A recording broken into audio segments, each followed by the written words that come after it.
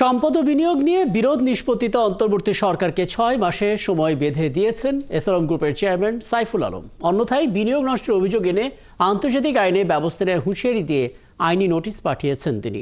আন্তর্জাতিক আইন প্রতিষ্ঠান কুইক ইমানুয়েল অ্যান্ড সুলিভানের আইনজীবীদের পাঠানো এই নোটিশের বরাত দিয়ে এমন প্রতিবেদন করেছে ব্রিটিশ সংবাদ মাধ্যম ফিনান্সিয়াল টাইমস।